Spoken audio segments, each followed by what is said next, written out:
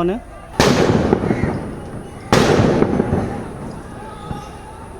এ ভাই সামনে থেকে সরেন, সামনে থেকে সরেন।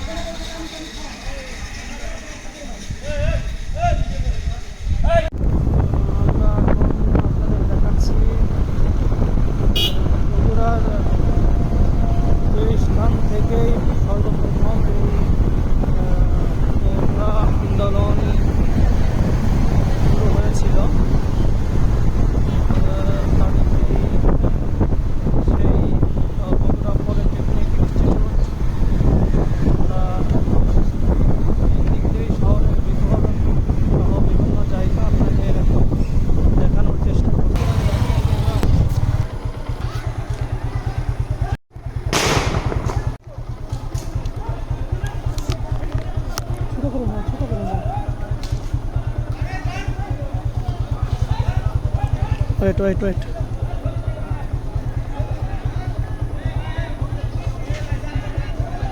তোমরা একটু সামনে আগাও, একটু সামনে আগাও, সামনে আগাও, সামনে আগাও। ওয়েট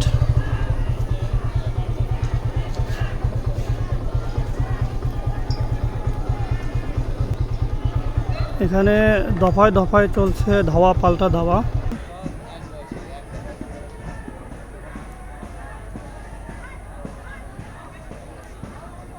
এখানে প্রশাসনের ভাইরা একদম নিরুপায়।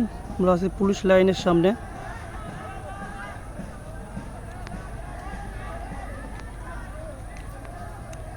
প্রশাসন একদম নীরব ভূমিকা পালন করছে বর্তমানে।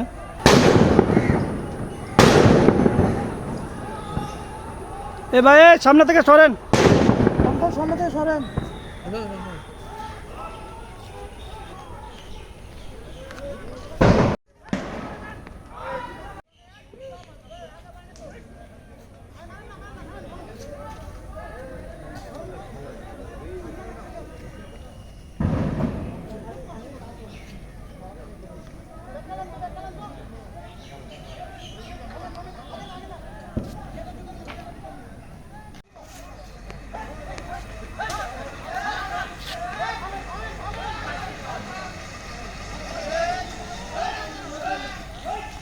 সাংবাদিক সাংবাদিক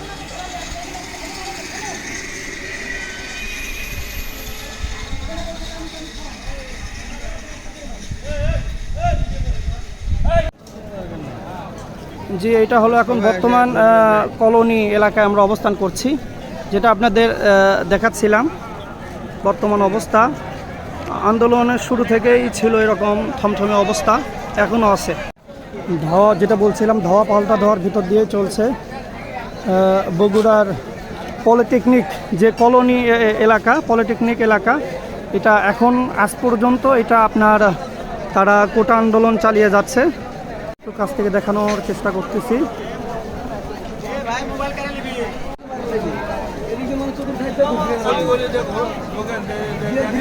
দেখছেন শুরুর দিন থেকে চলছে,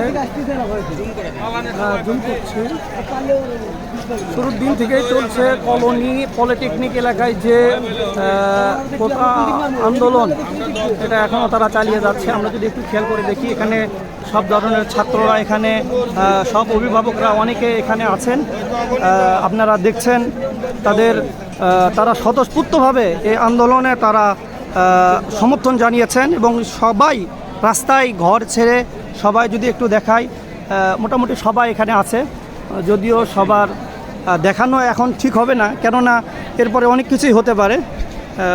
এই জন্য আপনারা সকলেই যে যেখানে আছেন এই সমস্ত সত্য বিষয়গুলোর পাশে থাকবেন। আরও বগুড়ার সব খবর নিয়ে আপনাদের সাথে থাকছি, আপনারা আমাদের সঙ্গে থাকুন।